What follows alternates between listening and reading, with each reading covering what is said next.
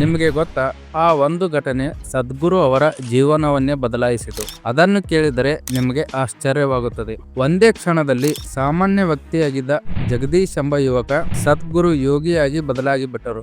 ಆತನೊಳಗಿನ ಪ್ರಶ್ನೆಗಳು ಆತನನ್ನು ದೈವಿಕ ಶಕ್ತಿಯತ್ತ ಕೊಂಡೊಯ್ದವು. ಸೊ ಫ್ರೆಂಡ್ಸ್, ಇಂದಿನ ವಿಡಿಯೋದಲ್ಲಿ ನಾವು ಸದ್ಗುರು ಅವರ ಜೀವನದ ಆಸಕ್ತಿದಾಯಕ ಪಯಣ, ಅವರ ಪ್ರೀತಿ, ಈಶಾ ಫೌಂಡೇಶನ್ ಹೇಗೆ ಆರಂಭವಾಯಿತು ಅನ್ನೋದನ್ನು ಮತ್ತು ಅವರ ಆಧ್ಯಾತ್ಮಿಕ ಅನುಭವದ ಅದ್ಭುತ ಕಥೆಯನ್ನು ತಿಳಿದುಕೊಳ್ಳೋಣ. ಆದ್ದರಿಂದ ಈ ವಿಡಿಯೋನ ಸಂಪೂರ್ಣವಾಗಿ ನೋಡಿ ಮತ್ತು ಚಾನಲನ್ನು ಸಬ್ಸ್ಕ್ರೈಬ್ ಮಾಡಿ, ವಿಡಿಯೋಸನ್ನು ಲೈಕ್ ಮಾಡಿ, ಶೇರ್ ಮಾಡಿ. Without wasting any time, let's start the video. Sadhguru Jaggi Vasudev ಅವರ ಬಾಲ್ಯ ಜೀವನ. ಜಗ್ಗಿ ವಾಸುದೇವ್ ಅವರು ಸೆಪ್ಟೆಂಬರ್ 3, 1957ರಲ್ಲಿ ಜನಿಸುತ್ತಾರೆ. ಇವರ ತಂದೆ ಹೆಸರು ವಾಸುದೇವ, ತಾಯಿ ಹೆಸರು ಸುಶೀಲಾ ವಾಸುದೇವ. ಇವರದು ತೆಲುಗು ಮಾತನಾಡುವ ಕುಟುಂಬ. ಸದ್ಗುರು ಚಿಕ್ಕಂದಿನಿಂದಲೇ ಪ್ರಕೃತಿಯ ಪ್ರೇಮಿ, ಕುತೂಹಲದಿಂದ ತುಂಬಿದ ಬಾಲಕನಾಗಿದ್ದ ಜಗ್ಗಿ ವಾಸುದೇವ ಪ್ರತಿಯೊಂದು ವಸ್ತು ಮತ್ತು ವಿಚಾರವನ್ನು ಆಳವಾಗಿ ಗಮನಿಸುತ್ತಿದ್ದರು. 11ನೇ ವಯಸ್ಸಿನಲ್ಲಿ ಅವರು ಯೋಗ ಗುರು ರಾಜೇಂದ್ರ ಬಾವುಜಿ ಮಹಾರಾಜ್ ಅವರ ಬಳಿ ಹೋಗಿ ಯೋಗ ಕಲಿಯಲು ಆರಂಭಿಸಿದರು.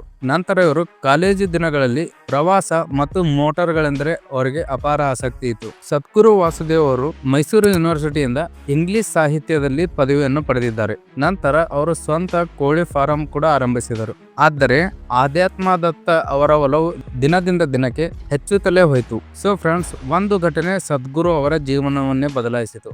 1980ರಲ್ಲಿ ಮೈಸೂರಿನಲ್ಲಿ ವಿಜಯಕುಮಾರಿ ಅವರನ್ನು ಅವರು ಮೊದಲ ಬಾರಿಗೆ ಭೇಟಿಯಾದರು.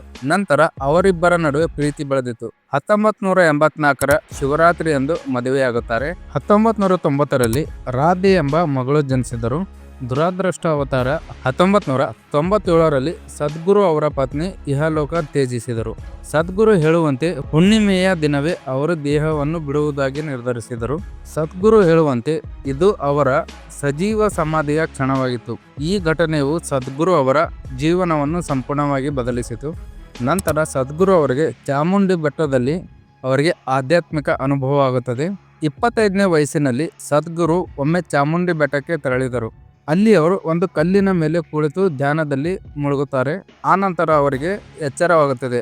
ಅವರಿಗೆ ಅದು ಕೇವಲ 10 ನಿಮಿಷಗಳ ಅನುಭವ ಎನಿಸಿತು.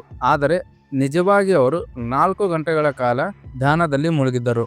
ಈ ಅನುಭವವೇ ಅವರ ಜೀವನದ ತಿರುವು ಬಿಂದುವಾಯಿತು. ಅಲ್ಲಿಂದ ಅವರ ಆಧ್ಯಾತ್ಮಿಕ ಪಯಣ ಆರಂಭವಾಯಿತು. ಸೊ ಫ್ರೆಂಡ್ಸ್, ಈಶಾ ಫೌಂಡೇಶನ್ ಸ್ಥಾಪನೆ ಮತ್ತು ಅದರ ಪ್ರಯಾಣವನ್ನು ತಿಳಿದುಕೊಳ್ಳೋಣ. ಈಶಾ ಫೌಂಡೇಶನ್ ಅನ್ನು 1992ರಲ್ಲಿ ಸದ್ಗುರು ಜಗ್ಗಿ ವಾಸುದೇವ್ ಅವರು ತಮಿಳುನಾಡಿನ ಕೊಯಮತ್ತೂರು ಬಳಿ ಸ್ಥಾಪಿಸಿದರು. ಈಶಾ ಫೌಂಡೇಶನ್ ಲಾಭರಹಿತ ಆಧ್ಯಾತ್ಮಿಕ ಮತ್ತು ಶೈಕ್ಷಣಿಕ ಸಂಸ್ಥೆಯಾಗಿದೆ. ಈಶಾ ಯೋಗ ಹೆಸರಿನಲ್ಲಿ ಯೋಗ ಮತ್ತು ಧ್ಯಾನ ಕಾರ್ಯಕ್ರಮಗಳನ್ನು ನಡೆಸುತ್ತದೆ. 1994ರಲ್ಲಿ ವೆಲ್ಲಂಗಿರಿ ಪರ್ವತಗಳ ತಪ್ಪಲಿನಲ್ಲಿ ಈಶಾ ಯೋಗ ಕೇಂದ್ರವನ್ನು ಉದ್ಘಾಟಿಸಲಾಯಿತು. ಇಂದಿಗೆ ಈ ಸಂಸ್ಥೆ ವಿಶ್ವಾದ್ಯಂತ ತನ್ನ ಚಟುವಟಿಕೆಗಳನ್ನು ವಿಸ್ತರಿಸಿದೆ ಮತ್ತು 1500ಕ್ಕೂ ಹೆಚ್ಚು ನಗರಗಳಲ್ಲಿ ಸಕ್ರಿಯವಾಗಿದೆ. ಈಶಾ ಫೌಂಡೇಶನ್ ಬಗ್ಗೆ ಮುಖ್ಯವಾದ ಮಾಹಿತಿಗಳು. 1992ರಲ್ಲಿ ಇದರ ಸ್ಥಾಪನೆಯಾಗುತ್ತದೆ. ಈ ಸಂಸ್ಥೆಯ ಧ್ಯೇಯ ಏನೆಂದರೆ ಆಧ್ಯಾತ್ಮಿಕ, ಶೈಕ್ಷಣಿಕ ಮತ್ತು ಪರಿಸರ ಚಟುವಟಿಕೆಗಳ ಮೂಲಕ ಮಾನವನ ಕಲ್ಯಾಣ ಆಗುತ್ತದೆ ಎಂಬುದು ಇವರ ಗುರಿಯಾಗಿದೆ. ಪ್ರಮುಖ ಉಪಕ್ರಮಗಳು ನೋಡೋದಾದರೆ ಈಶಾ ಯೋಗ, ಇದರಲ್ಲಿ ಯೋಗ ಮತ್ತು ಧ್ಯಾನ ತರಬೇತಿಗಳು ನಡೆಯುತ್ತವೆ. ಈಶಾ ವಿದ್ಯಾ, ಇದರಲ್ಲಿ ಗ್ರಾಮೀಣ ಮಕ್ಕಳಿಗೆ ಗುಣಮಟ್ಟದ ಶಿಕ್ಷಣವನ್ನು ನೀಡಲಾಗುತ್ತದೆ.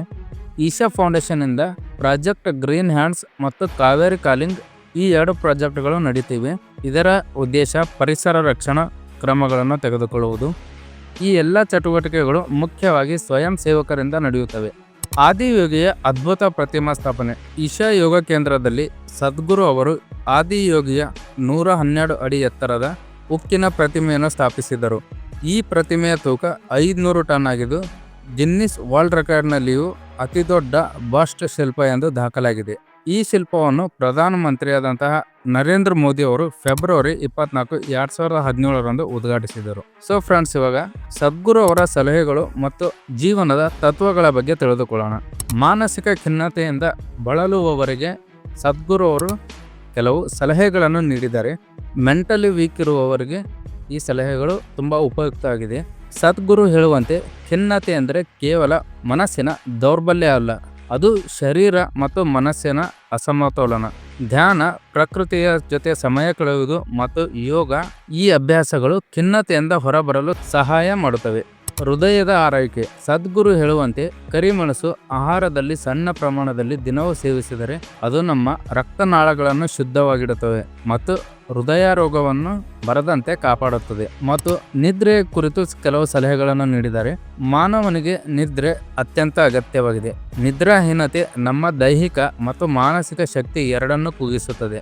ಆದ್ದರಿಂದ ಪ್ರತಿದಿನ ಸಮಯಕ್ಕೆ ನಿದ್ರೆ ಮಾಡುವ ಅಭ್ಯಾಸ ಬೆಳೆಸ್ಕೊಳ್ಳಬೇಕೆಂದು ಸದ್ಗುರು ಹೇಳುತ್ತಾರೆ. ಇವಾಗ ಇಶಾ ಫೌಂಡೇಶನ್ನ ಸಾಮಾಜಿಕ ಮತ್ತು ಪರಿಸರ ಉಪಕ್ರಮಗಳ ಬಗ್ಗೆ ಸಂಪೂರ್ಣವಾಗಿ ತಿಳಿದುಕೊಳ್ಳೋಣ. ಪರಿಸರ ಸಂರಕ್ಷಣೆ. ಇದರ ಸಲುವಾಗಿ ಕಾವೇರಿ ಕಾಲಿಂಗ್ ಇದನ್ನು ಸದ್ಗುರು ಆರಂಭಿಸಿದರು. ರೈತರಿಗೆ ಮರ ನೆಡುವ ಅಭಿಯಾನ. ಕಾವೇರಿ ನದಿಯ ಪುನರುಜ್ಜೀವನಕ್ಕಾಗಿ ಈ ಅಭಿಯಾನವನ್ನು ಆರಂಭಿಸಿದರು. Project green hands. ಈ ಅಭಿಯಾನ ತಮಿಳುನಾಡಿನಲ್ಲಿ ಹಸಿರು ಹೂಡಿಕೆ ಹೆಚ್ಚಿಸಲು, ಅಂದರೆ ಅಲ್ಲಿನ ಮಣ್ಣಿನ ಕ್ವಾಲಿಟಿ ಹೆಚ್ಚು ಮಾಡಲು ಮತ್ತು ಮರ ನೆಡುವ ಕಾರ್ಯಕ್ರಮ ಇದಾಗಿತ್ತು. ಶಿಕ್ಷಣ. ಈಶಾ ವಿದ್ಯಾ. ಗ್ರಾಮೀಣ ಮಕ್ಕಳಿಗೆ ಆಧುನಿಕ ಮತ್ತು ಗುಣಮಟ್ಟದ ಶಿಕ್ಷಣ ನೀಡುವ ಶಾಲೆಯ ಸರಣಿ ಇದಾಗಿದೆ.